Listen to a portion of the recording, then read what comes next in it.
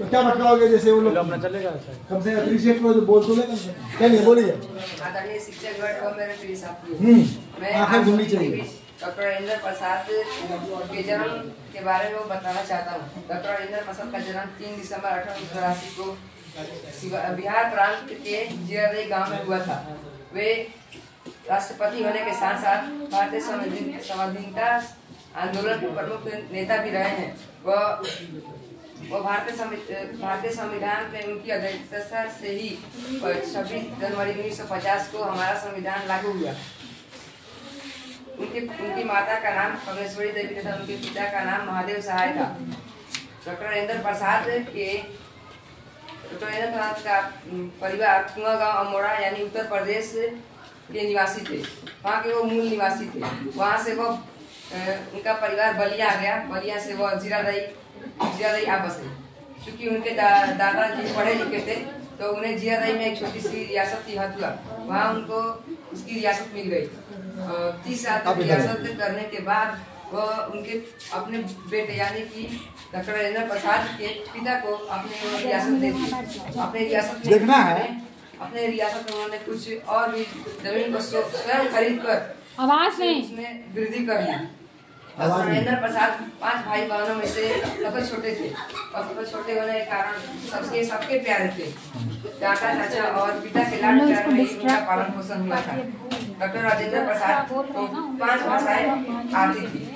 Doctor Rajendra Prasad 5 वर्ष की उम्र में ही एक मौलवी से फांसी की तालीम हासिल करने के बाद उन्होंने छपरा से प्राथमिक शिक्षा प्राप्त की। 1902 में उन्होंने प्रेसिडेंसी कॉलेज कोलकाता में दाखिला लिया।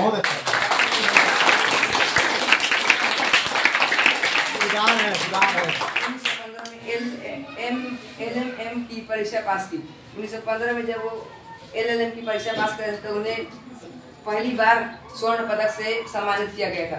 उन्हें जितने भी पुरस्कार मिले थे उन पर कोई भी अभिमान नहीं था।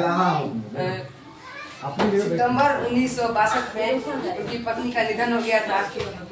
उसके पहले यानी कि संविधान बनने से एक दिन पहले 25 जनवरी 1950 को उनकी बहन का निधन हुआ। बहन के निधन होने के बाद भी उनका मनोबल बना रहा और वह अपनी अध्यक्षता दिखाते हुए उन्होंने संविधान बनाने में अपना अहम योगदान दिया। अंतिम बार वो पटना के सदाकत आश्रम में पहुंचे और वहाँ मृत्यु से 1 महीने पहले सदाकत आश्रम पहुंचे और वहाँ 1 महीने गुजरने के बाद 28 फरवरी 1963 को राम राम शब्दों के साथ ही वह इस दुनिया से चले गए। मैं एक उनका वाक्य बताना चाहता हूँ। जब वो किसी चीज़ का एग्जाम दे रहे थे तो वो थोड़ा सा लेट हो गए थे एग्जाम में।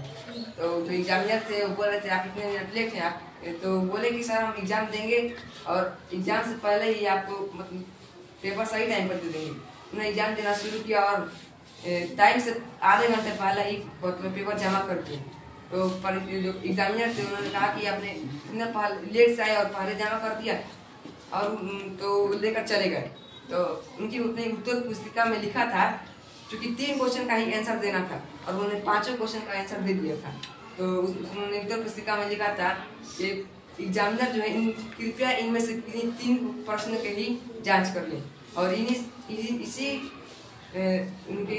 इसी के कारण उन्हें परीक्षार्थी परीक्षा से बेहतर का एक उपाधि मिली।